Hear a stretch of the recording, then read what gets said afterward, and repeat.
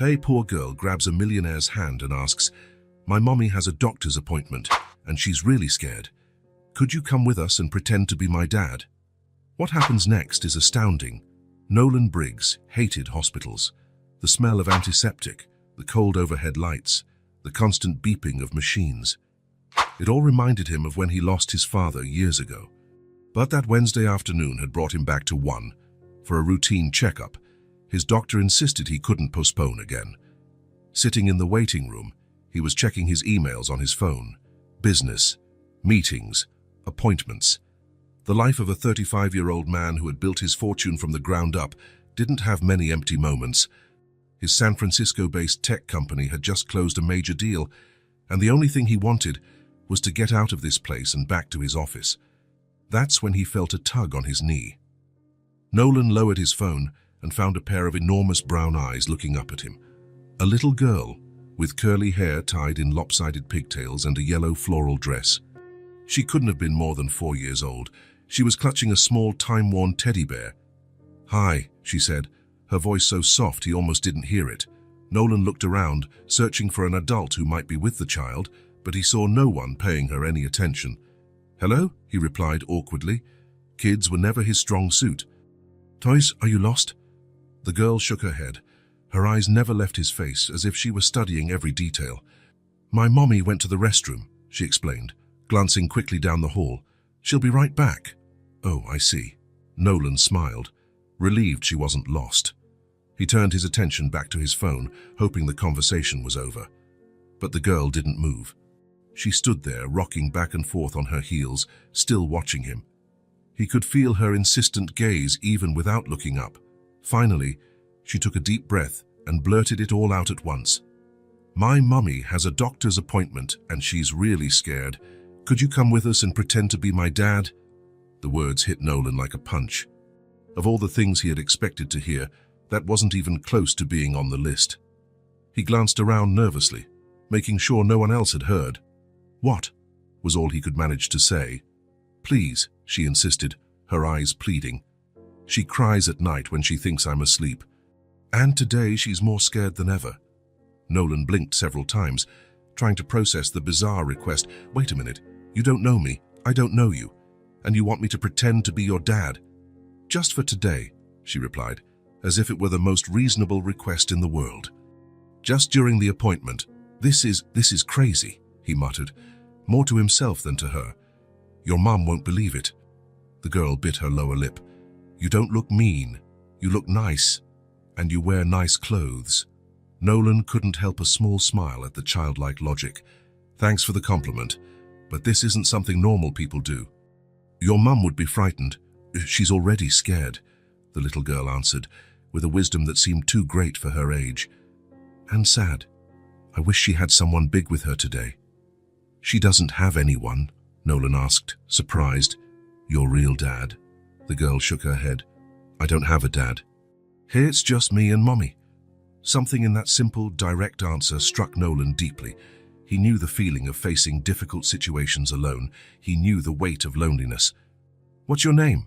he asked, putting his phone in his suit jacket pocket.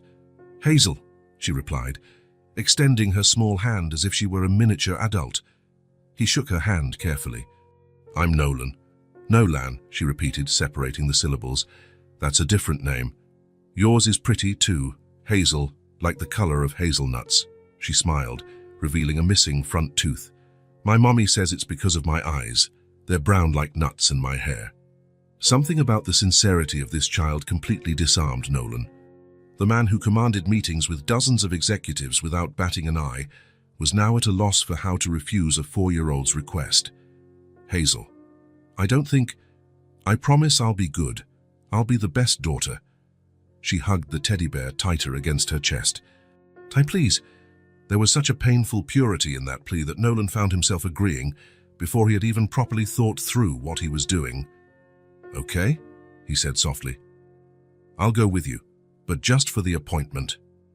Hazel's face lit up as if someone had switched on a light inside her.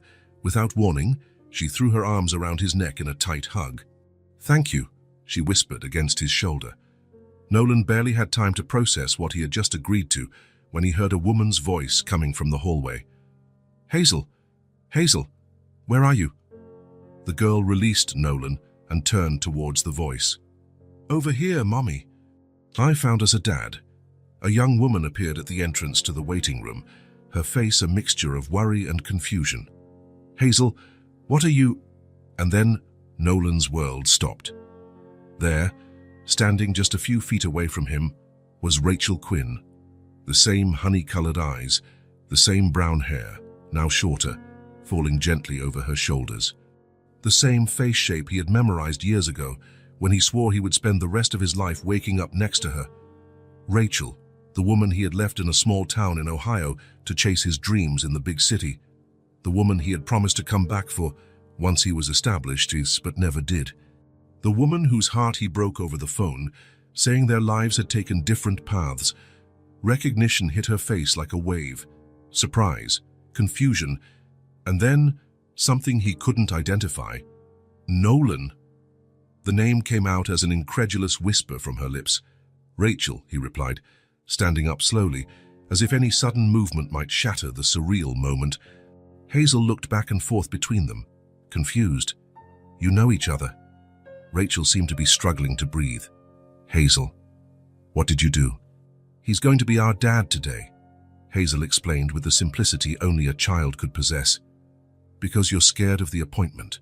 Rachel's expression wavered between embarrassment and vulnerability. Fight, Hazel, we can't just... Miss Quinn. A nurse appeared at the door of the waiting room. Dr. Stevens is ready to see you now. Rachel looked at the nurse, then at Hazel, and finally at Nolan. The fear in her eyes was so palpable that Nolan could almost feel it. You don't have to do this, she said quietly to him. I don't even know how she... I want to help, Nolan interrupted, surprising himself. If you'll let me. For a moment, Rachel looked like she was about to refuse, but then Hazel took her hand and Nolan's, joining the three of them in an unlikely circle. Please, Mommy, she pleaded. Rachel nodded slightly, almost imperceptibly. When they entered the doctor's office, he greeted them with a polite smile. Ms. Quinn, glad you could make it, and I see you've brought company. Rachel didn't correct the doctor. Nolan stood by her side, maintaining a respectful distance, but close enough to offer support. Little Hazel sat in a chair in the corner, swinging her legs that didn't reach the floor, watching the adults with attentive eyes. I have your test results, the doctor said, opening a folder. His tone shifted subtly, and Nolan felt Rachel stiffen. As we suspected, it's a carcinoma in the right breast. Stage 2. The words fell into the room like heavy stones. Cancer. Stage 2. Rachel closed her eyes for a moment, her breathing visibly difficult. When she opened them again, she focused on Hazel, who was now playing with her bear, oblivious to the gravity of the situation. We'll need to start treatment as soon as possible, the doctor continued. Chemotherapy followed by surgery is the recommended protocol for your case. I have some available dates for next week. Nolan watched Rachel nod mechanically, as if she were listening to instructions on how to assemble furniture, not how to fight a disease that could take her life. And what about the prognosis? Nolan heard himself ask, surprised by his own initiative. The doctor adjusted his glasses. With immediate treatment, the chances are good. Stage 2 breast cancer has a 5-year survival rate of around 90% when treated properly. Rachel looked at Nolan, her eyes glistening with unshed tears. He couldn't decipher if it was gratitude or anger for his intrusion. When the doctor finished explaining the next steps and left to get some documents, the silence in the room became almost solid. You don't have to stay, Rachel said finally, her voice just a little louder than a whisper. You've already done more than enough. I want to help, Nolan replied. He hesitated, then added, I can drive you home. After this, Rachel studied him for a long moment, as if trying to decipher a complex code. Finally, she nodded. Okay. When the doctor returned with the papers, Rachel signed them quickly. Hazel came back to Nolan's side and held his hand, as if it were the most natural thing in the world. Thanks for not telling him you're not my real dad, she whispered to him, so low that only he could hear. He squeezed her hand lightly. You're welcome. As they left the doctor's office, Nolan felt the weight of what had just happened.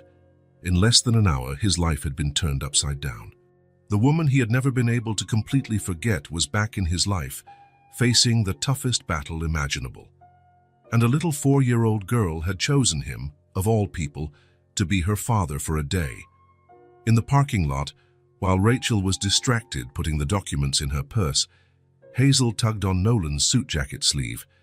"Are you really coming with us? All the way home?" He knelt down to her eye level. "I am. I promised, didn't I?" She smiled, that gap-toothed smile that was already starting to melt his heart. "Yes. And promises can't be broken." Nolan felt a pang in his chest. He had broken an important promise to Rachel a long time ago. Maybe this was a chance to fix at least a small part of the damage he had caused. What he didn't know yet was that one day was just the beginning. The drive from the hospital to Rachel's house was quiet. Hazel, sitting in the back of Nolan's luxury car, was the only one who seemed at ease, telling stories about her teddy bear and pointing things out the window. Rachel kept her eyes fixed on the road, as if every passing tree and building required her full attention. Nolan followed the directions she occasionally murmured, left at the next light, right after the supermarket, straight for 3 blocks. With each instruction, they moved away from the city center and into simpler neighborhoods. The houses got smaller, the yards less manicured, the streets narrower. A world completely different from the financial district where Nolan's office was located. "This is it," Rachel said finally, pointing to a small set of townhouses at the end of a quiet street. Nolan parked and looked at the place. It was a modest 2-story building, with paint peeling in a few spots, but it was clean and had a small pot of flowers by the entrance, so different from the glass and steel penthouse where he lived that they seemed to exist in parallel universes. "You don't have to come in," Rachel said, breaking his train of thought. "You've done a lot today." Before Nolan could answer, Hazel leaned between the front seats. "Come with us, I want to show you my drawings." Rachel shot Nolan an apologetic look. "Hazel, Mr. Briggs probably has things to do, and—" "I can come in for a moment," Nolan interrupted. He surprised himself with his own words. "If it's no bother," Rachel hesitated, her eyes studying his face as if searching for something. Finally, she nodded. "Okay." The inside of the house was like Rachel, simple, dignified, struggling to keep up appearances despite the hardships. The furniture was old but well-maintained. The walls needed a new coat of paint, but were decorated with colorful drawings made by Hazel. There were books stacked in strategic corners, many of them for children, a few well-worn novels. "It's not much," Rachel said, placing her purse on the small kitchen table. "But it's our home." Hazel took Nolan's hand and pulled him towards what looked like the living room. "Hey, come see my play corner." In the corner of the room was a small plastic table with child-sized chairs. Colored pencils, crayons, and sheets of paper were neatly organized. On the surrounding walls were drawings typical of a 4-year-old. Stick figures, houses with smoking chimneys, smiling suns in the corners of the pages. "This is my bear, Chocolate," Hazel pointed to a brown scribble. "And this is Mommy," a larger stick figure with brown hair. "And this is me," another, smaller stick figure holding hands with the larger one. Nolan noticed that in none of the drawings was there a figure that could be a father.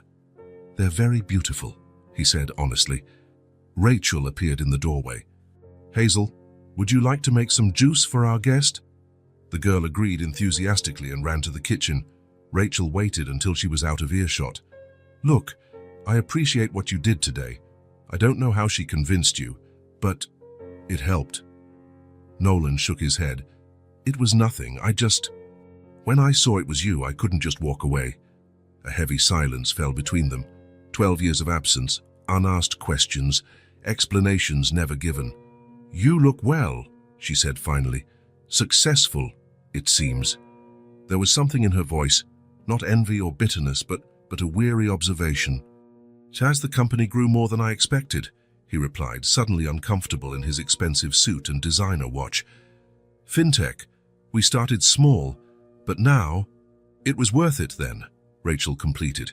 It wasn't a question. Nolan knew exactly what she was talking about. The day he said he had to leave, to follow his dreams in the city. that he would come back for her when he was established, the promise he never kept. Before he could answer, Hazel returned, carefully carrying a glass of orange juice. "I made this for you," she said proudly, handing the glass to Nolan. "Thank you, Hazel," he smiled, taking a sip. "It's delicious." Rachel watched the interaction with an expression Nolan couldn't decipher. She seemed simultaneously relieved by her daughter's happiness and worried about what would come next. "I'll make some coffee," she said, turning to the kitchen. Nolan followed her, leaving Hazel entertained with her drawings. The kitchen was tiny. An old stove, a refrigerator that made a constant humming sound, hand-painted cabinets. On the small table pushed against the wall, Nolan noticed piles of fabric, a portable sewing machine, and partially mended pieces of clothing. "How have things been?" he asked, gesturing to the house around them. Rachel turned on the coffee maker before answering. When she turned around, her face held a dignity that struck him deeply. "Hard. I worked as a waitress. They let me go when I started missing shifts for doctor's appointments. Now I do alterations and sewing to get by." She pointed to the fabrics on the table. "It's not much, but it pays the rent, and it lets me stay close to Hazel." Nolan felt a lump in his throat. 12 years ago, Rachel had been the brightest student in her class. Everyone had bet on her, and now she was here struggling to survive day by day.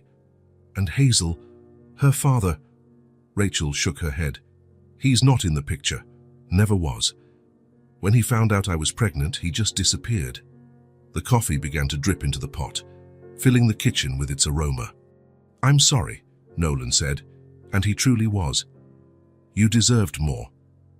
Rachel shrugged, a gesture that tried to seem casual but carried the weight of years of struggle. Life doesn't always give you what you deserve, does it? Some people get more, others less, but you just keep going. She looked into the living room, where Hazel was humming while she drew. "Time for her, mostly." She poured coffee into a simple but clean mug and handed it to Nolan. Their fingers brushed briefly, and they both recoiled as if the touch burned. "And now?" Nolan asked. With the diagnosis, Rachel took a deep breath. "I'm going to fight. It's what I've always done. I got some government assistance for the treatment. The rest, well, we'll take it one day at a time." Nolan took a sip of the coffee. It was strong and good, despite its simplicity. "I could help," he offered. "Financially, I mean." Rachel's face hardened. "I don't need your charity, Nolan." "It's not charity, it's—" "Yes, it is," she interrupted. "And Hazel and I have managed just fine so far." Nolan didn't press. He knew that determined look. It was the same one she had when she decided to pull an all-nighter studying for a tough exam years ago. Hazel appeared at the kitchen door, holding a freshly made drawing. "Look what I made!" she exclaimed, showing the paper. It was a simple drawing, 3 stick figures. A small one with curly hair, a larger one with long hair, and an even larger one wearing what looked like a suit. "It's us," Hazel explained, pointing to each figure. "Me, Mommy, and you." Nolan felt something tighten in his chest. He looked at Rachel, who had an expression of alarm mixed with resignation. "It's very beautiful, Hazel," he said softly. "Can I keep it?" The girl nodded, handing him the drawing. "Are you coming back tomorrow?" The innocent question hung in the air like a bomb about to explode. Nolan looked at Rachel, who averted her gaze. "Hazel, Mr. Briggs has his own life," she said gently. "He was just helping us out today." Hazel's smile faltered, but she tried to maintain her composure. "Okay." Nolan carefully folded the drawing and put it in the inner pocket of his suit jacket. It was time to go, he knew. Staying longer would only make things more complicated. "Thanks for the coffee," he said, standing up, "and for letting me come in." Rachel walked him to the door, while Hazel went back to her drawings. On the doorstep, Nolan hesitated. "So if you need anything at all, we'll be fine," Rachel replied, her tone ending the subject. He nodded and turned to leave. As he walked to his car, he felt the weight of the drawing in his pocket, along with the weight of the choices he had made years ago. The decision to leave, to follow his dreams instead of love. The promise never kept. He started the engine and took one last look at the house. Rachel had already closed the door. Nolan drove back to his world of skyscrapers and important meetings, but his heart remained unsettled. stuck in that small house with its silent battles and stubborn dignity. And a 4-year-old girl who, for a few hours, had called him Dad. 3 days after his visit to Rachel and Hazel's house, Nolan found himself standing on the same sidewalk again, looking at the front door. In his hands, a package wrapped in colorful paper. He hadn't planned on coming back. In fact, he had told himself it would be better to keep his distance, that complications were the last thing Rachel needed now, that he had a company to run, meetings to conduct, goals to meet. But here he was, ringing the doorbell at 6 o'clock on a Friday evening. Rachel opened the door, surprise written on her tired face. "Nolan." "Hi," he said, suddenly feeling out of place in his expensive suit. "I was just passing by and thought I'd see how you two are doing." It was an obvious lie. No one just passed by this residential neighborhood unless they lived there. Rachel seemed to assess the situation for a moment before opening the door wider. "Come in. Hazel is just finishing her bath." The house looked the same, but Nolan noticed some papers on the kitchen table, prescriptions, pamphlets about cancer treatment, a calendar with dates marked in red. "Di, how are you?" he asked, keeping his voice low. Rachel shrugged. "I start chemo on Monday. I'm preparing myself mentally." She pointed to the papers. "Reading everything I can to know what to expect." "And Hazel, does she know?" "I told her I'm sick and need to take strong medicine, that I might get tired and even lose my hair." She asked a lot of questions, but she seems to be handling it well. Rachel ran a hand over her face. "Kids are stronger than we think." The sound of quick footsteps on the stairs interrupted the conversation. Hazel appeared at the kitchen door, with wet hair and wearing unicorn pajamas. Her eyes widened when she saw Nolan. "You came back," she exclaimed, running to hug his legs. Nolan felt a warmth spread through his chest at the genuine welcome. He couldn't remember the last time someone had been so happy to see him. "I brought you something," he said, handing her the wrapped package. Hazel looked at her mother as if asking for permission. Rachel nodded, and the girl began to tear the paper with excitement. Inside was a rag doll with a yellow dress, a case of colored pencils with 24 different colors, and a large drawing pad with thick, white pages. "Wow," Hazel breathed, touching the gifts with reverence. She held up the doll, examining its embroidered face and yarn hair. "Thank you. I've always wanted one of these." Her eyes sparkled with a joy so pure that Nolan felt his throat tighten. "How about we break in this new drawing pad?" he suggested, pointing to the living room table. Hazel ran to set up her new art station, carrying the doll under her arm. Nolan turned to Rachel, worried he might have overstepped a boundary. "I hope you don't mind." "I didn't want to seem like I was—" "It's okay," she interrupted. A small smile appeared on her face, the first he had seen since their reunion. "She loves to draw, but we've been saving on supplies. This will keep her busy for weeks." In the living room, Hazel had already arranged the pencils by color and opened the drawing pad to the first page. "Come on, Nolan," she called, pronouncing his name in the same peculiar way as before. He sat on the floor beside her, aware that his suit was not made for this kind of activity. "What are we going to draw?" "A family of elephants," Hazel decided, already grabbing the gray pencil. For the next hour, Nolan completely forgot who he was on the outside. He was no longer the CEO of a tech company, the man who closed million-dollar deals, who had a schedule so tight his assistants had to book his meals. He was just a man sitting on the floor, drawing clumsy elephants next to a child who laughed at his attempts and corrected him with the serious wisdom of a 4-year-old. From the kitchen doorway, Rachel watched the scene. There was a lump in her throat she couldn't explain. Anger that he had left years ago, gratitude that he was here now, fear that Hazel would get too attached to someone who would inevitably leave again. But there was also something else, something she hadn't felt in so long she had almost forgotten what it was like. Relief. Relief that she wasn't alone, at least for one night. Relief to share the burden, even if briefly. The first visit turned into 2, then 3, then so many they stopped counting. Nolan started showing up regularly, 3 or 4 times a week. Sometimes he brought food, other times a new book for Hazel or flowers for the house. He would show up after work, his suit wrinkled after a long day, but always with energy for Hazel. He learned how to braid her hair, to tell crazy stories about adventurous princesses, to build forts with sheets in the living room. Rachel didn't understand at first.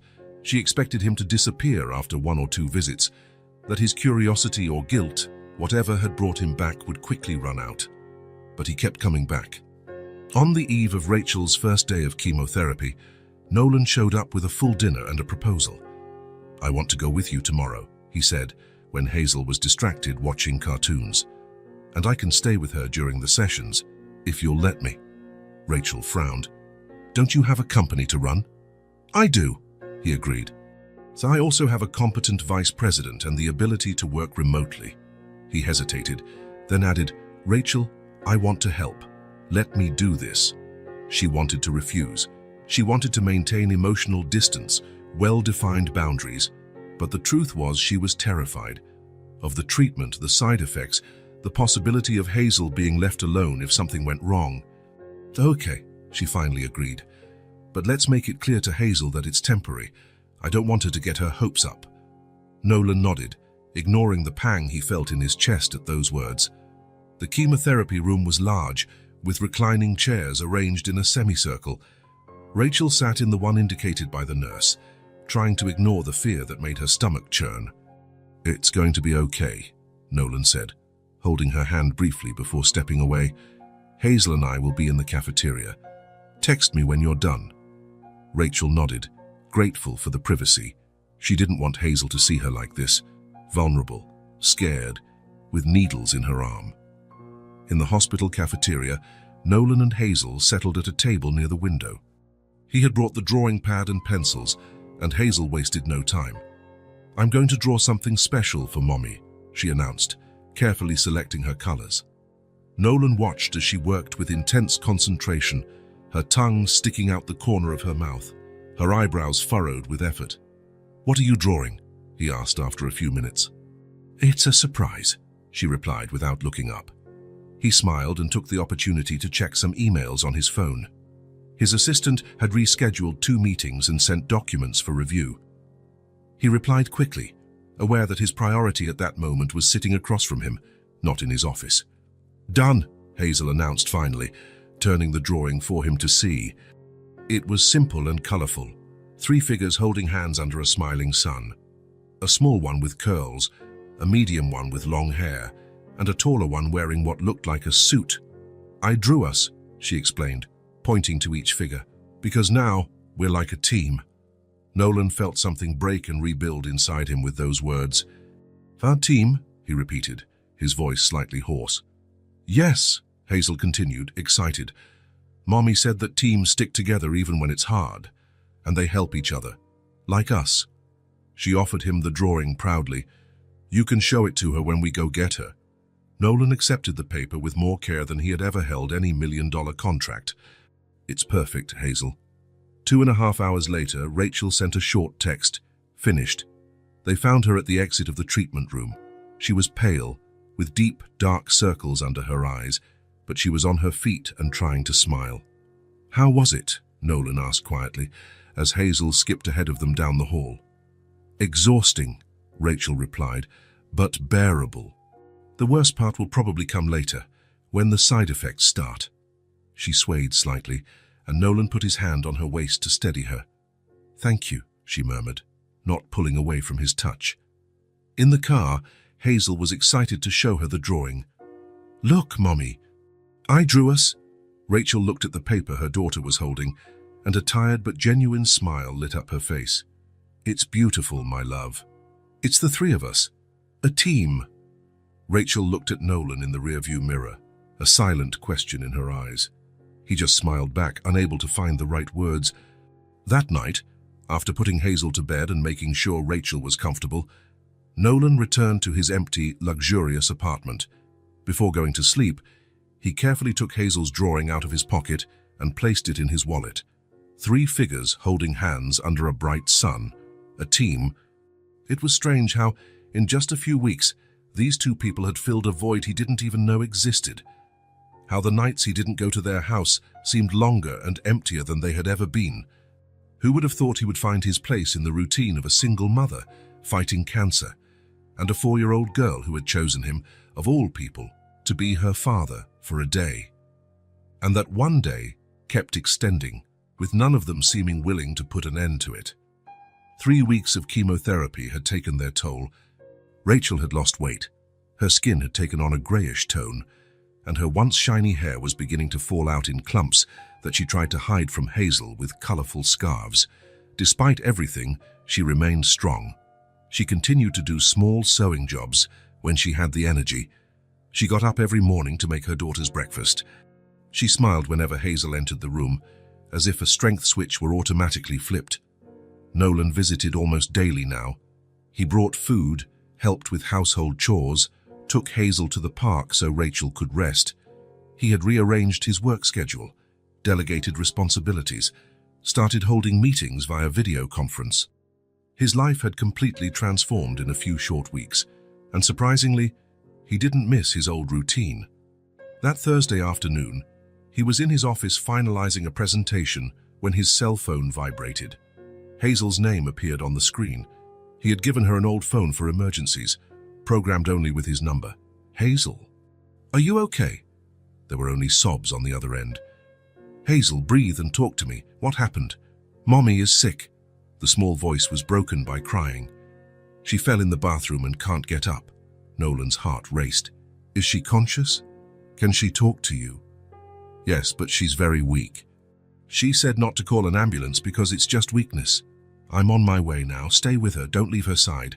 I'll be there in 15 minutes. Nolan hung up, already running for the door, shouting instructions to his assistant as he passed.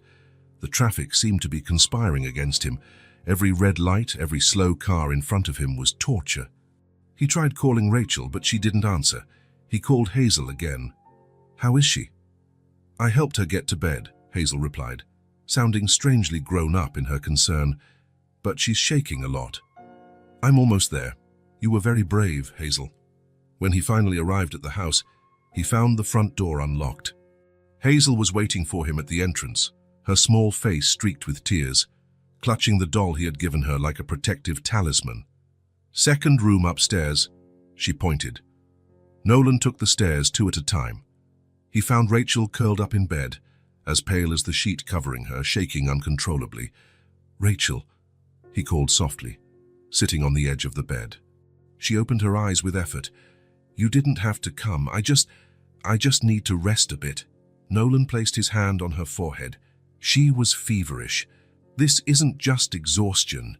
It could be a reaction to the chemo or an infection. Your immune system is low. I don't want to go to the hospital, she murmured. Hazel can't be alone. She won't be. I'm here. He picked up his phone. I'm calling your doctor. While he was talking to Rachel's oncologist, Nolan felt a tug on his shirt. Hazel was beside him, her big eyes filled with fear. Is Mommy going to die? She asked in a whisper. Nolan hung up the phone and knelt down to her level. No, Hazel. Your mum is very tired, and the medicine she takes to get better sometimes makes people feel sick, but she's going to get better. Promise? There was so much weight in that single word, so much fear, so much trust placed in him. I promise I'll do everything I can to help her. Nolan turned his attention back to Rachel. The doctor said it's likely febrile neutropenia, a drop in defense cells with a fever. We need to take you to the hospital for antibiotics.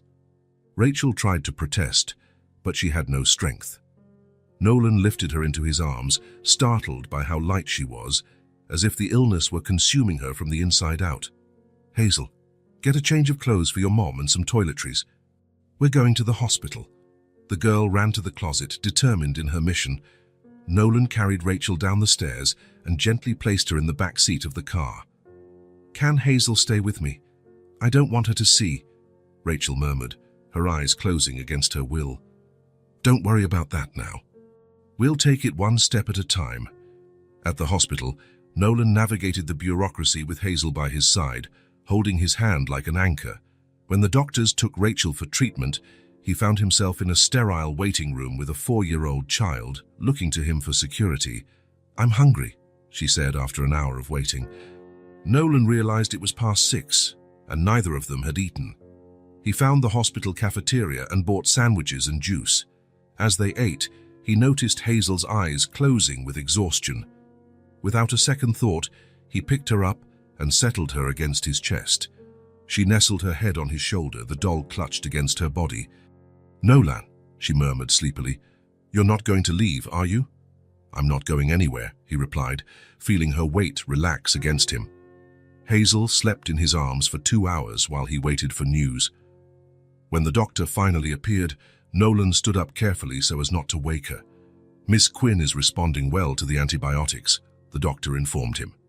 "Neutropenia is a common complication of chemotherapy. We'll keep her for observation tonight, but she'll likely be able to go home tomorrow. Can I see her?"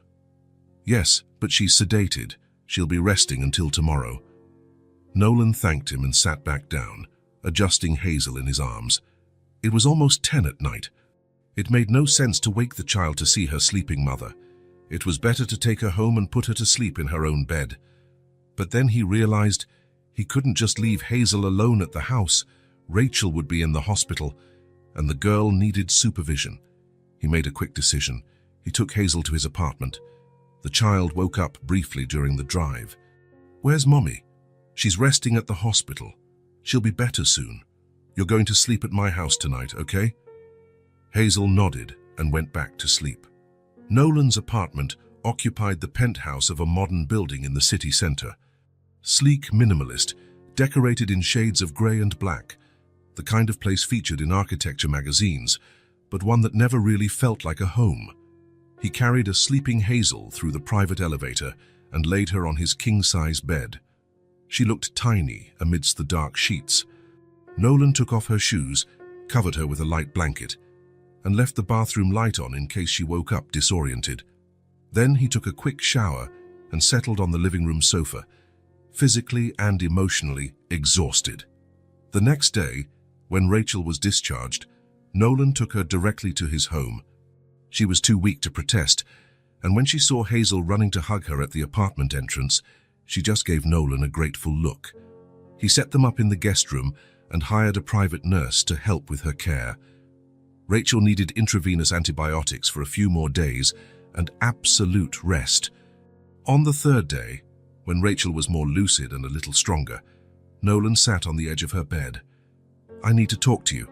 She nodded, preparing herself for what was to come. "What happened yesterday can't happen again," he said firmly.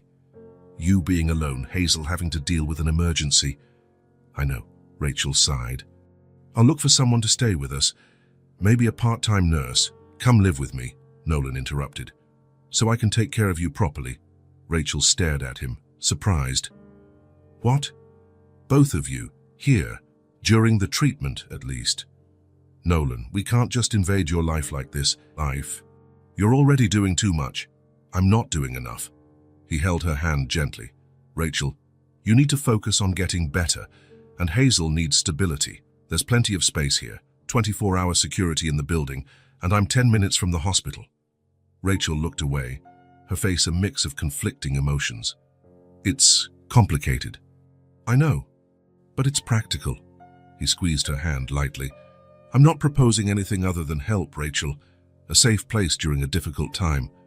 Before she could answer, Hazel entered the room carrying a freshly made drawing. "Mommy, look what I made. It's Nolan's building, and the three of us in the window." Rachel smiled at her daughter, taking the drawing. "It's beautiful, my love." Hazel turned to Nolan. "Can I make more drawings to put on your fridge?" Nolan looked at Rachel, a silent question in his eyes. "Hazel," Rachel called softly, "what would you think about staying here for a while, until Mommy gets completely better?" The girl's eyes widened. "Live here, for real?" "Only if you want to," Nolan added quickly. Hazel looked around, considering, "Is there space to hang my drawings?" Nolan smiled. "There's a whole space just for you." The joy on Hazel's face was instantaneous, but she soon became serious. "And my things, my books and my toy box?" "We can bring everything," Nolan assured her. "So I can buy a new bookshelf just for your books." That seemed to seal the deal for Hazel, who left the room skipping to explore her new temporary home. Rachel watched her daughter leave and then turned to Nolan. Are you sure about this? It's not a small responsibility. I've never been more sure of anything in my life. There was something in the way he said it, a quiet conviction without drama or hesitation that made Rachel finally nod. Okay, but we're paying rent. Nolan opened his mouth to protest, but her determined look made him reconsider. A symbolic amount, then. And it's temporary, she added. Until I finish treatment and get my strength back. Deal. 3 days later, Rachel and Hazel's few belongings were moved into Nolan's apartment. There wasn't much. Clothes, books, toys, Rachel's sewing machine, a few personal items. It all fit in just 2 cars. To Hazel's surprise, Nolan had transformed the home office into a child's bedroom. Freshly painted walls in light blue, a new bed with a star-patterned quilt, and a special drawing table by the window that had the best view of the city. "Is it all mine?" she asked in disbelief. "All yours," Nolan confirmed, including that wall. "It's your private art gallery."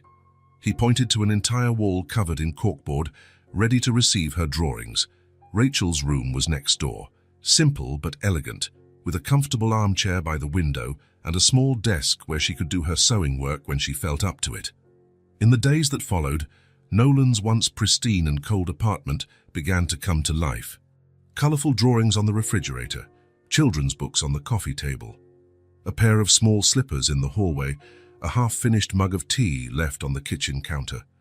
The first few mornings were strange, with the 3 of them moving cautiously around each other, learning the rhythms and habits of closer cohabitation, but gradually a routine began to form.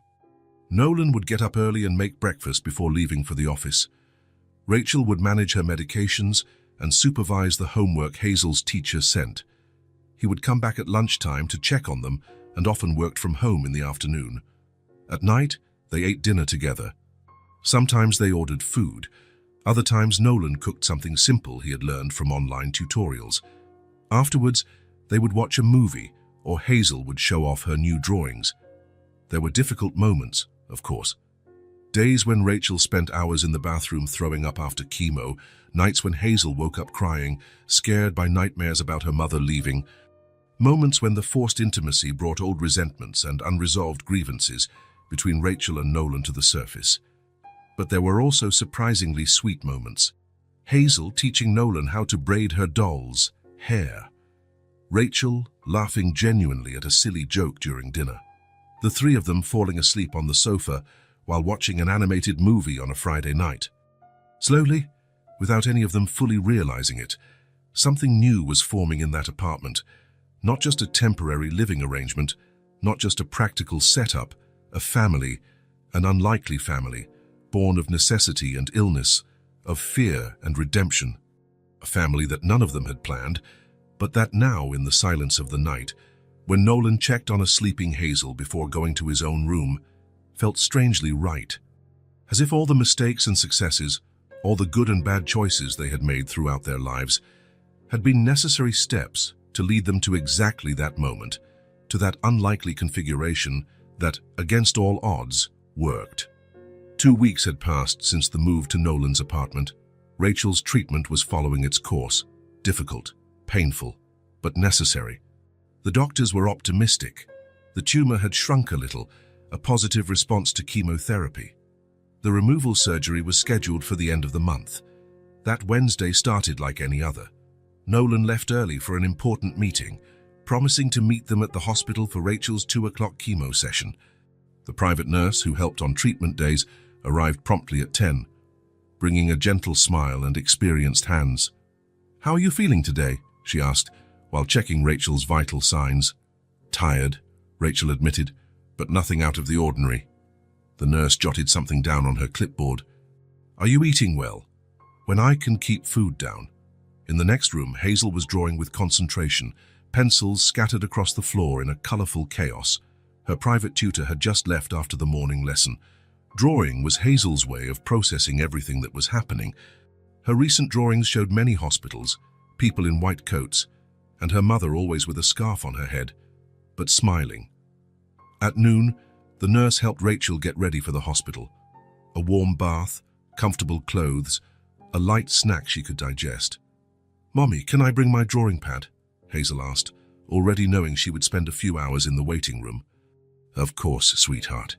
And how about we bring a book too?" The car Nolan had hired arrived promptly at 1 o'clock. Rachel, Hazel, and the nurse got in, and the driver, already familiar with the routine, drove calmly to the hospital. Nolan was already waiting for them at the entrance, having left his meeting early. "Taz, how are my girls?" he asked, bending down to receive Hazel's enthusiastic hug. "Ready to get this over with," Rachel replied with a small smile. The four of them headed to the oncology department. The medical team already knew them well. The brave mother, the daughter with the easy smile, the ever-present man and the efficient nurse. "Let's see how your tests look today," said the lead doctor, analyzing the recent results. "Your blood levels are a little lower than we'd like. You might feel more fatigue after this session." Rachel nodded. She was used to the warnings, to the anticipation of side effects. It was part of the process. "Hazel, how about we go get a hot chocolate while your mum starts her treatment?" Nolan suggested, knowing that the initial part, setting up the medication, the needles, the tubes, still scared the girl. "Can I, Mom?" Rachel agreed. "Go ahead. We'll meet up later." The nurse stayed with Rachel while Nolan took Hazel to the cafeteria. It was a little ritual they had developed, a time for the girl to breathe outside the hospital environment, to ask questions she might not want to ask in front of her mother. "Is Mommy's hair going to grow back after she gets better?" Hazel asked, carefully blowing on her hot chocolate. "It will," Nolan replied, stronger and more beautiful than before. "And the surgery? Is it going to hurt a lot?" Nolan chose his words carefully. "She'll be asleep during the surgery, so she won't feel any pain. Afterwards, yes, it will hurt a little, but the doctors will give her medicine to help, and we'll be there to take care of her." Hazel nodded, processing the information. "Like you take care of us." It wasn't a question, but a statement. Something she had observed and accepted as part of her new reality. "Yes," Nolan replied, feeling a wave of emotion he hadn't expected. "Like I take care of you." When they returned to the chemo ward, Rachel's medication was already flowing through her veins. She looked paler than usual, but tried to stay alert as Hazel showed her the new drawing she had made in the cafeteria. "It's beautiful, my love," she said, her voice a little weak. Nolan exchanged a look with the nurse, who was monitoring Rachel's vitals more frequently than usual. "Her pressure is a little low," she murmured to him. "We'll keep an eye on it." The chemo session usually lasted 3 hours. In the second hour, Rachel began to tremble slightly. "I'm just a little cold," she said when Nolan asked. "It's normal." But it wasn't normal. The nurse checked her temperature, feverish, a possible sign of infection, dangerous for someone with a compromised immune system. "I'm going to call the doctor," she said, her professional tone masking her concern. Hazel realized something was wrong. Her eyes darted from her mother to Nolan, wide and scared. "Why don't you go pick out a book in the reading room? The one at the end of the hall," Nolan suggested, trying to momentarily distance her. The girl hesitated but eventually agreed. As soon as she left, Rachel grabbed Nolan's hand. "If something happens to me, nothing is going to happen," he interrupted firmly. "Mike, it's just a complication. We'll handle it." The doctor arrived quickly, assessed the situation, and ordered the immediate halt of the chemotherapy. Rachel would need to be kept under observation, receive antibiotics. When they tried to help her move to a gurney, it happened. Rachel stood up, took 2 steps, and her eyes rolled back. Her legs gave out. Nolan caught her before she hit the floor. She had fainted. The doctor and nurse acted with trained efficiency, but Nolan barely registered what they were saying. All he saw was Rachel's pale face in his arms, her lips colorless, her eyelids closed. "Room 304, someone said. "Stat." He stood in the hallway while the medical team worked. Minutes felt like hours. Through the glass of the door, he saw quick movements, equipment being connected, urgent voices giving orders. "Nolan." Hazel's small voice brought him back to reality. She was standing in the middle of the hallway, hugging a book to her chest, her eyes wide with fear. Where's Mommy? How could he explain? How could he tell a 4-year-old girl that her mother, her only safe harbor, had collapsed? that doctors were now fighting to stabilize her. He knelt to her level, trying to keep his voice calm. "Your mum is feeling very tired. The doctors are taking care of her in that room. Is she going to die?" The question came out as a breath, laden with a fear no child should ever know. "No," Nolan answered with a certainty he didn't truly feel. "She's sick, and sometimes sick people need extra help, but the doctors are very good at what they do." Hazel nodded, but her eyes filled with tears. Nolan pulled her into a hug, feeling her small sobs against his chest. "I'm here," he murmured, stroking her hair. "I'm here with you." An hour later, the doctor came out of the room. His face was serious, but not grim. "We've managed to stabilize her. It was a reaction to the medication combined with dehydration and exhaustion. We're going to keep her in the hospital tonight for observation." "Is she going to be okay?" Nolan asked, his hand still holding Hazel's. "With proper rest and monitoring, yes. But we need to adjust her chemotherapy protocol. Her body is reacting too intensely." "Can we see her?" The doctor hesitated. "She's conscious, but very weak." "Short visits, please." When they entered the room, Rachel looked small and fragile in the hospital bed. Tubes and monitors surrounded her, constant beeps marking her vital signs. She opened her eyes when she heard the door, and her gaze immediately sought out Hazel. "Hi, my love," she said, her voice just a whisper. Hazel ran to the side of the bed but stopped before touching her mother, intimidated by the equipment. "It's okay," Rachel assured her. "You can hold my hand." The girl took her mother's hand carefully, as if it were made of glass. "Are you better?" "I am, just very tired." Hazel showed her the book she had chosen. "Can I read to you?" "So you can rest?" Rachel smiled faintly. "I'd love that." Nolan helped Hazel get settled in a chair beside the bed, where she began to read the story. More from memory of the pictures than actually reading the words. Rachel watched her with half-closed eyes, fighting against exhaustion to stay conscious. When Hazel finished the book, the nurse came in to check her vitals. "I think your mum needs to rest a little now," she said gently. "How about you come back later?" Hazel looked at her mother, reluctant to leave. "It's going to be okay," Rachel assured her. "You can come back after dinner. Promise you won't go anywhere." The innocent question carried so much weight that Nolan felt his throat tighten. "I promise," Rachel replied, gently squeezing her daughter's hand. "I'll be right here waiting for you." When Hazel left with the nurse to get some juice, Rachel finally looked at Nolan. There was shame in her eyes. "You shouldn't have to see this," she murmured. Nolan moved closer, sitting on the edge of the bed. "See what? This. Me like this. Weak. Dependent." She looked away. It's not how you knew me." Nolan gently took her hand. "I watched my mother go through this, alone." His voice trembled slightly with the painful memory. "It won't be like that with you." Rachel looked at him, surprised. He had never talked about his mother before. "I was 16, he continued. "Lung cancer, advanced stage. My father had left years ago. It was just the two of us." He took a deep breath. "She refused to let me see her at her worst. She'd send me to school, to friends, houses. She fought alone. When she died, my biggest regret was not being there to hold her hand." A tear rolled down Rachel's face. "I'm so sorry. I'm not telling you this for you to feel sorry for me. I'm telling you so you understand there's no shame in needing help. There's no weakness in letting someone see you vulnerable." Rachel closed her eyes, absorbing his words. "Thank you," she whispered finally, "for being here. Always." When Hazel returned, Rachel had already fallen asleep. The nurse explained that this was normal, that her body needed to rest to recover. "Let's go back later," Nolan said to Hazel. "In the meantime, how about we get something tasty for dinner?" Night fell slowly over the city.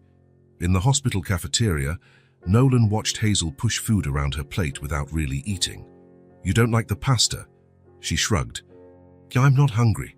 I get it, but we need to eat to stay strong, especially on tough days." Hazel looked at him with those big, serious eyes. "Are you scared too?"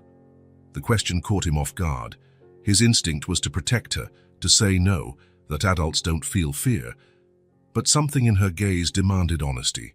"Yes," he admitted. "I'm scared too." Strangely, that seemed to comfort her. She picked up her fork and started eating small bites.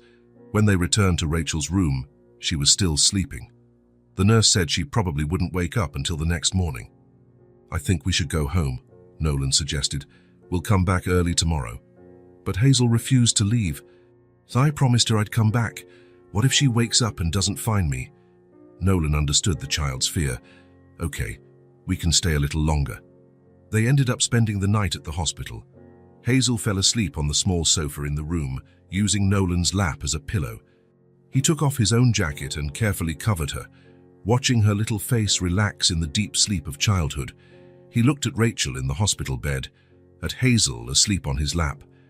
He felt something expand inside his chest, a certainty he couldn't quite name. They were already a family, he realized, not on paper, not by declaration, but in practice. In the small gestures, the shared worries, the silent comfort of each other's presence. In the morning, Rachel woke up stronger. The color had partially returned to her face, and the doctors were pleased with her vital signs. "We can go home this afternoon," she announced when Hazel woke up. "But I need to be more careful."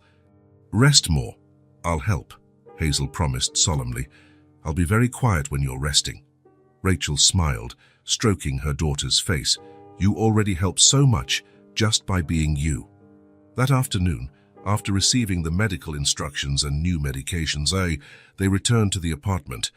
Rachel was weak but managed to walk with Nolan's help. After Hazel went to sleep, exhausted from the stressful day, Rachel found Nolan on the balcony. The night was clear, the city lights twinkling below them. "Thank you," she said, joining him at the railing. "For yesterday, for everything." Nolan nodded. They stood in silence for a moment, just watching the city. "Hazel's father left me when he found out I was pregnant," Rachel said suddenly. "I raised her alone, and now I'm scared of the surgery, scared of leaving her." Her voice broke on the last phrase. The fear she had kept under control during the day to protect Hazel finally found an outlet. Nolan turned to face her. Without a word, he took his wallet from his pocket and removed something from inside. An old photograph, yellowed at the edges. He held it out to her. Rachel took the photo carefully. In it, two teenagers smiled at the camera, arms around each other in front of a tree. She was 17, with long hair and a floral dress. He was 18, thin and awkward, looking at her as if she were the center of the universe. "You kept it?" she asked, her voice barely a whisper. "Because you were the only woman I ever loved." Rachel looked up from the photo to his face. "And now?" Nolan held her hands, the photo between them like a bridge connecting past and present. "Now I want to face this with you. And with Hazel." They weren't grand words of eternal love. They weren't impossible promises to keep. It was something simpler, and perhaps for that very reason, more true. An offer of presence, of commitment, of partnership. Rachel didn't answer with words. She moved closer and rested her head on his shoulder, a wordless gesture of acceptance. They stayed like that for a long time, fingers intertwined, the photo between them, the city pulsing below.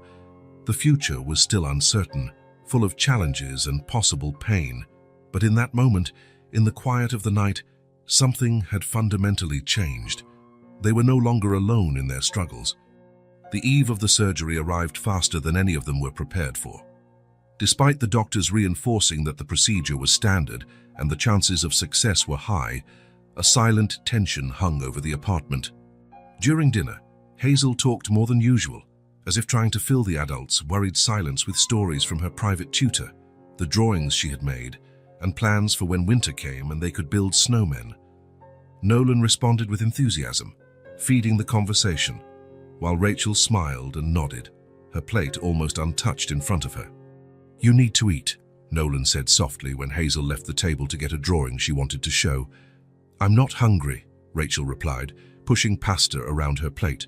After a moment, she added, "I'm afraid I'll get sick during the night because of tomorrow's anesthesia." It was an excuse, and they both knew it. Fear had stolen her appetite. After dinner, Nolan helped Hazel with her bath and bedtime routine. He read 2 stories instead of the usual one and sat by her bed until she fell asleep, holding her small hand in his. When he returned to the living room, he found Rachel on the balcony, looking out at the city lights. She was wearing a thick robe over her pajamas, protecting herself from the cold night wind. "Is she asleep?" Rachel asked without turning around. "Yes, she asked for 2 stories tonight." Rachel nodded, still with her back to him. Her shoulders were tense, her posture rigid. "The doctors said the surgery has a 95% chance of success," Nolan offered, approaching her. "Those are excellent numbers." "I know." She finally turned to face him. Her eyes were welling up with tears. But what about the other 5%? Nolan had no answer for that. Statistics were cold, impersonal. They didn't acknowledge that for Hazel, her mother was 100% of her world. "I need to ask you something," Rachel said, her voice almost a whisper. "Something I have no right to ask, but anything," he replied without hesitation. Rachel took a deep breath, as if gathering courage. A tear escaped and slid down her pale cheek. "If something happens to me, will you take care of her?" The question hung between them, heavy with meaning. It wasn't just a practical request about who would care for Hazel in the worst-case scenario. It was an acknowledgement of what had formed between them in recent weeks, an unconventional family, born of necessity, but strengthened by something deeper. "She's already mine," Nolan replied, his voice firm, despite the lump in his throat. "But I promise, with everything that I am." Rachel closed her eyes for a moment, letting more tears escape. When she opened them again, there was relief in her gaze, as if a great weight had been lifted from her shoulders. "Thank you," she whispered. Nolan took a step forward and pulled her into his arms. She didn't resist, sinking into the hug, as if she could finally let go of all the strength she had been holding on to for so long. Her shoulders trembled with silent sobs. It's going to be okay," he murmured against her hair. "And I'll be there when you wake up. We both will be." They stayed like that for a long time, embraced under the starry sky, the city pulsing below them, indifferent to the small and enormous dramas unfolding in every lit window. When they finally separated, Rachel ran her hands over her face, wiping away the tears. "I need to try to sleep," she said. "Tomorrow will be a long day." Nolan nodded.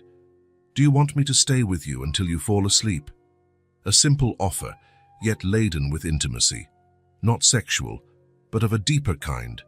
The comfort of someone's presence during the darkest hours of the night. "Please," she replied. He followed her to the bedroom and sat on the edge of the bed as she settled under the covers. He held her hand, and they sat in silence. Words unnecessary. Eventually, Rachel's breathing became deeper and more regular. Even so, Nolan stayed for a while longer, as if his presence could somehow ward off nightmares and fears. When he finally left the room, it wasn't to his own but to the living room sofa. Somehow it felt wrong to be too far away that night. The morning came with the cold light of autumn. Nolan woke up before his alarm, tense and alert. He prepared breakfast, something light for Rachel, who couldn't eat much before the anesthesia, and animal-shaped pancakes for Hazel, an attempt to maintain normalcy. Hazel appeared in the kitchen, still in her pajamas, her hair disheveled, clutching her favorite doll to her chest. "Is Mummy going to the hospital today?" she asked, climbing onto her stool at the kitchen island. "Yes," Nolan replied, placing an elephant-shaped pancake on her plate. "The doctors are going to take out the sick part of her so she can get all better." The explanation was simplified, but true. It was what they had decided to tell Hazel, enough for her to understand, without unnecessary frightening details. "And when is she coming back?" "Probably tomorrow or the day after. It will depend on how she feels." Hazel nodded, absorbing the information as she ate small pieces of her pancake. "I made her a present," she announced after a few moments. "Really? What is it?" "A special drawing, for her to see when she wakes up from the surgery." Nolan smiled, feeling a wave of affection for this child who faced everything with such courage and kindness. "I'm sure she'll love it." Rachel entered the kitchen shortly after, already dressed and ready. Her face was pale but determined. There was a quiet strength about her this morning, as if she had made peace with what was to come. "Good morning, my loves," she said, kissing the top of Hazel's head, the naturalness with which the phrase came out. My loves, including Nolan in that intimate circle, did not go unnoticed by either of them. Rachel blushed slightly, but didn't take back what she said. Breakfast proceeded with a forced normalcy. They talked about the weather, about the book Hazel was reading, more memorizing the story from the pictures, about small, safe things. When it was time to leave, Hazel ran to her room and came back with a colorful envelope. For Mommy to open when she wakes up, she explained, solemnly handing the envelope to Nolan. Rachel knelt to her daughter's eye level. I'll treasure it and open it as soon as I wake up, I promise. She hugged Hazel for a long time, breathing in the scent of baby shampoo and innocence that emanated from her. When they separated, both had tears in their eyes, though Hazel tried to be strong. You're coming back, right? I am, Rachel answered without hesitation. I'll always come back for you. The drive to the hospital was silent. Nolan drove, Rachel looked out the window, and Hazel, in the back seat, clutched her doll like a protective talisman. At the hospital, the medical team was already waiting for them. The surgery was scheduled for 11 Cabecita, but there were preparations to be made, forms to be signed, final instructions to be given. When it was time for Rachel to go to the prep room, Hazel grabbed her hand tightly. I love you, Mommy. I love you more than anything in this world, Rachel replied, her voice choked with emotion. She looked at Nolan and something passed between them. Understanding, a promise, maybe even a love not yet fully admitted. We'll be here when you get back, he said simply. Rachel nodded and followed the nurse down the hall, turning one last time to wave before disappearing through a set of double doors. Nolan and Hazel remained in the waiting room. The first few minutes were tense. Hazel sat rigidly in her chair, her eyes fixed on the door where her mother had disappeared. Is it going to be long? She asked after 10 minutes that felt like an eternity. A few hours, Nolan answered honestly. Oh, the surgery itself takes about 2 hours, and then your mum will be in the recovery room for a while longer. Hazel's eyes widened. That long? Nolan could see the anxiety building in her. Sitting in the waiting room for hours, imagining what was happening to her mother, would only increase her fear. It will take a little while, he said, standing up and holding out his hand. How about we get something tasty to eat while we wait? Hazel hesitated, looking at the door again. We can ask the nurse to let us know if there's any news, Nolan assured her. Samantha Cafe is right here in the hospital, not far. Finally, she took his hand and they went down to the cafe on the first floor together. It was a simple but cozy place, with round tables and large windows that let in the sunlight. What do you want to eat? Nolan asked. Hazel shrugged, still tense. I don't know. How about some orange juice? And maybe a sandwich or a piece of cake? She nodded silently. While they waited for their order, Nolan saw a children's crossword puzzle book at the nearby newsstand. He bought it along with a colored pencil. Have you ever done a crossword puzzle before? He asked when he returned to the table. Hazel shook her head. It's like a word-guessing game, he explained, opening the booklet. Look, there are pictures that give you clues. Gradually, Hazel started to get interested. The first word she completed, cat, brought a small smile to her face. The second, son, made her relax a little more in her chair. By the time they reached the 10th word, she was engrossed in the game, her tongue sticking out the corner of her mouth in concentration. Nolan watched her, amazed at her resilience. Children have an incredible ability to live in the present moment, he thought. It's a gift we lose as we get older. They drank juice, shared a piece of chocolate cake, and completed almost half of the crossword puzzle book. With each small victory, each word discovered, Hazel relaxed a little more. Look, I know this one, she exclaimed, carefully writing, flower in the squares. You're very smart, Nolan praised her sincerely. Hazel smiled, a genuine smile that reached her eyes. So Mommy says I'm smart just like her, and she's absolutely right. 2 hours passed almost without them noticing. When Nolan looked at his watch, he realized the surgery must be ending. I think it's time we went back to the waiting room, he suggested. The doctors should be coming to talk to us soon. Hazel carefully put the booklet and pencil in her small backpack. She seemed much calmer now, even excited to give her mother the good news. "We can show Mommy how many words we got right when she wakes up," she said, naturally taking Nolan's hand as they walked back. In the waiting room, the nurse smiled when she saw them. "We were just about to call you. The surgery is over and Dr. Quinn is already in the recovery room." "Did everything go well?" Nolan asked, feeling his heart race. "Yes, everything went as expected. The doctor will come speak with you in a few minutes." Hazel gave a little jump of joy, squeezing Nolan's hand tightly. "Mommy's okay." The surgeon appeared shortly after, still in his surgical scrubs, but with his mask down. His tired face wore a satisfied smile. "The surgery was a success," he announced. "We were able to remove the entire tumor and some lymph nodes for analysis, but what we saw was very positive. The chemotherapy did an excellent job of reducing the size of the mass." Nolan felt a wave of relief so intense that his legs felt weak. He knelt down and hugged Hazel, who, though she didn't understand all the medical terms, understood from the tone and expression that it was good news. "When can we see her?" he asked. "She's still under the effects of anesthesia, but she should wake up in the next few hours. I suggest you go home to rest for a bit and come back in the late afternoon. She'll probably be more alert then." Nolan thanked the doctor and turned to Hazel.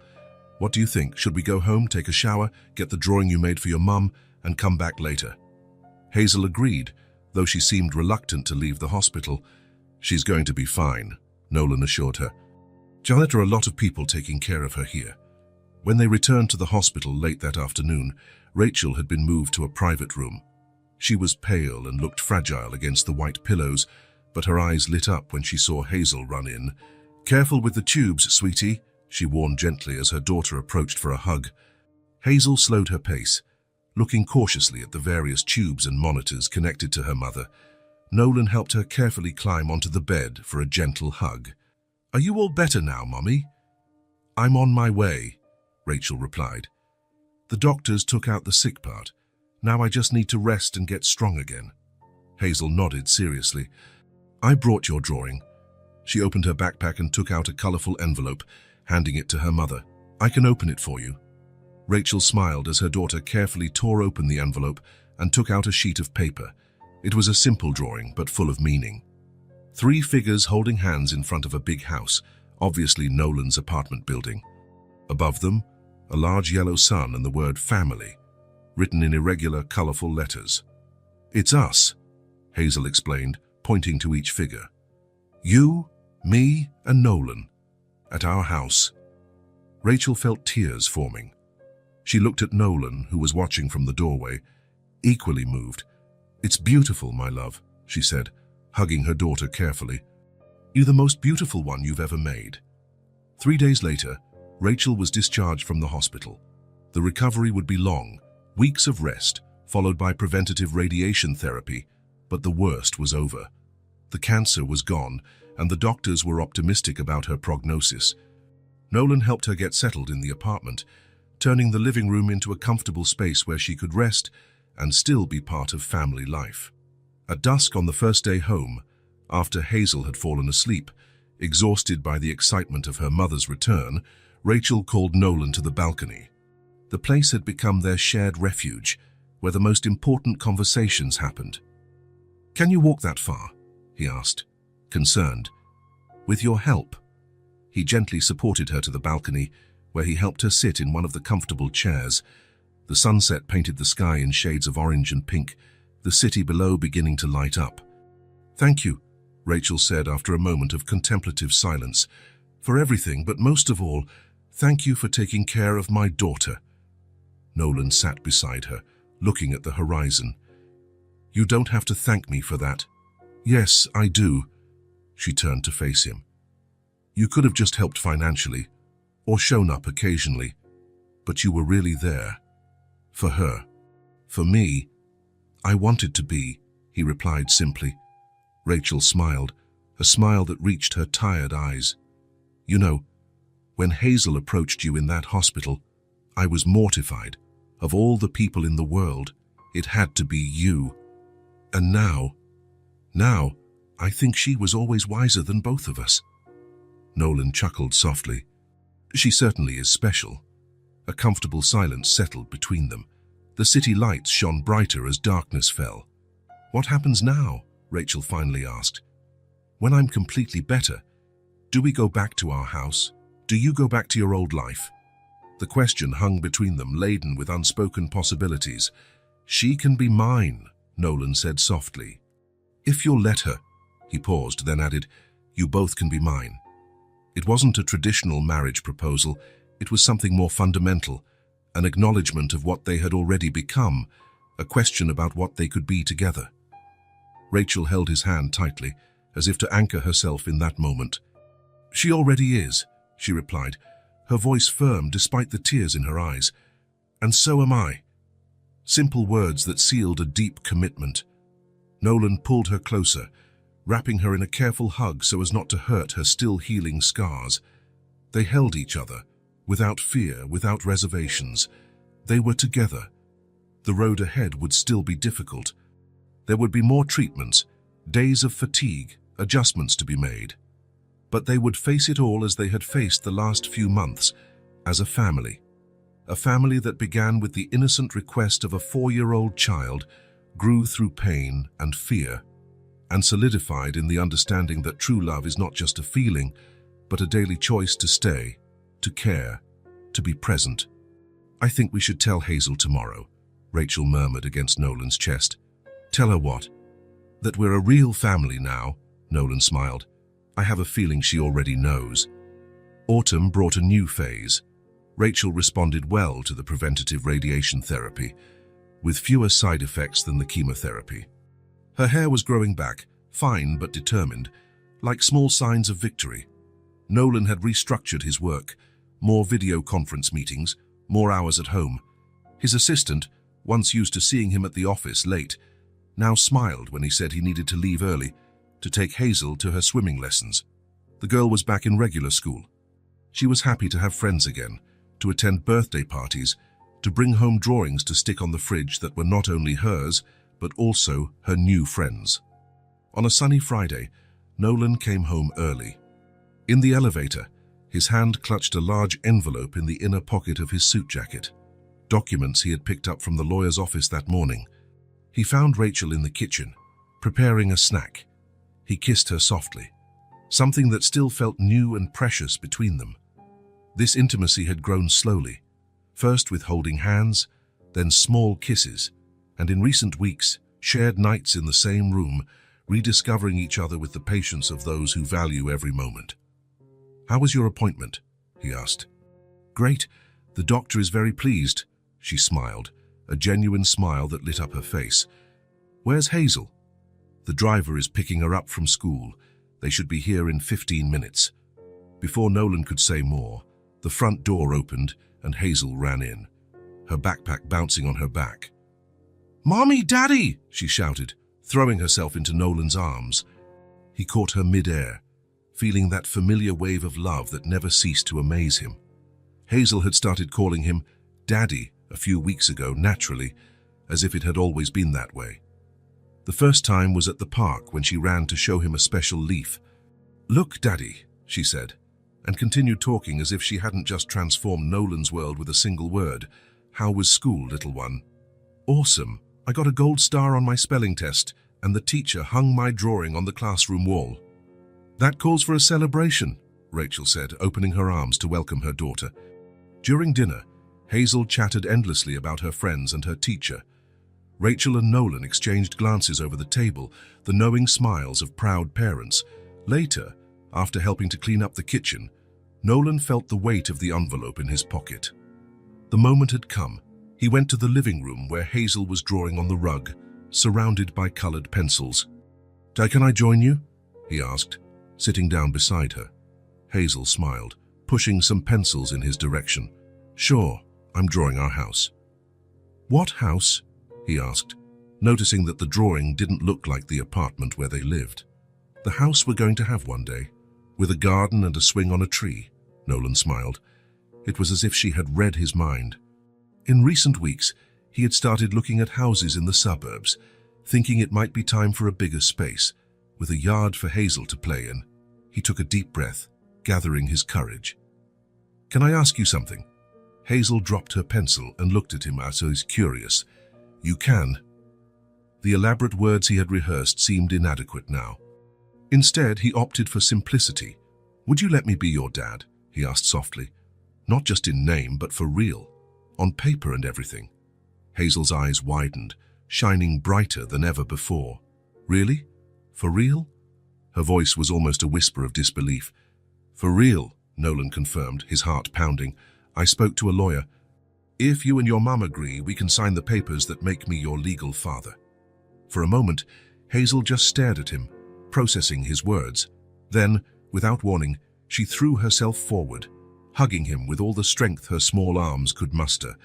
"You already are," she declared against his shoulder. Nolan hugged her back, feeling an emotion so intense he could barely breathe. When he looked up, he saw Rachel standing in the living room doorway, watching the scene with silent tears streaming down her face. Hazel pulled back a little, suddenly very serious. "Does this mean you'll never leave again?" The question hit Nolan in the chest. Even with all the security and love she had received in recent months, there was still that fear buried in Hazel's heart, the fear of abandonment. "Never again," he promised. "You're stuck with me forever." That made her smile again. "Forever is a long time. Exactly how long I want to be with you and your mum." That night, after Hazel fell asleep, Nolan showed Rachel the adoption papers. On the last page, in clear print, was the proposed name, Hazel Quinn Briggs. "It's perfect," she whispered, hugging him tightly. "Absolutely perfect." 6 months later, on a spring afternoon, the adoption process was finally complete. In the same week, Rachel received the best possible news. She was officially in remission. The cancer had been defeated. To celebrate both milestones, they decided to have a picnic in Golden Gate Park. The day was perfect. A blue sky, a gentle breeze, flowers beginning to bloom everywhere. Rachel spread a checkered blanket on the grass while Nolan took food out of the basket. Hazel ran around them, chasing a colorful butterfly. "Don't go too far," Rachel called out, her tone lighter now, without the weight of constant worry that had accompanied her for so long. Nolan watched them both with a sense of fullness that still surprised him at times. Rachel was now fully recovered. Her hair had grown into a short, modern cut she decided to keep. Her eyes shone with renewed energy. Life had found its balance. Rachel had gone back to school, fulfilling her dream of attending college. Nolan continued with his company, but with completely rearranged priorities. And Hazel was flourishing, secure in the unconditional love of her parents. "Take a picture with me," Hazel exclaimed, running back to them with flushed cheeks. Nolan set the camera timer and propped it on the basket. The three of them posed on the picnic blanket, genuine smiles lighting up their faces as the countdown began. 3, 2, 1, flash. A week later, the photo was framed on the living room shelf. Next to it, in a smaller frame, was that first drawing Hazel had made. 3 stick figures holding hands under a smiling sun. Hazel insisted on writing the caption for the larger photo herself. In her careful, childish handwriting, she wrote on a piece of colored cardstock, "Our first new beginning." Rachel asked why first, to which Hazel replied, "Because life has many beginnings, Mommy. Every day is a new beginning." That night, after Hazel had fallen asleep, Nolan and Rachel sat on the balcony, as they had done so many times during the difficult moments. But now, instead of fear and uncertainty, there was peace. "Did you ever imagine on that day in the hospital that we would be here?" Rachel asked, her head resting on his shoulder. "It's not in my wildest dreams," Nolan admitted, "but now I can't imagine being anywhere else." Rachel smiled. "All because of a 4-year-old who decided she needed a dad." "The wisest person I've ever met," Nolan agreed. They sat in silence, contemplating the stars and the future that lay ahead. A future that a year ago had seemed impossible. A future built not just on love, but on the daily choices to stay, to care, to begin again. As the caption written by Hazel suggested, they were only at their first new beginning. If this story touched your heart, subscribe to the channel and turn on notifications so you don't miss the next ones. Leave a like because it helps this story get recommended to more people. See you in the next story.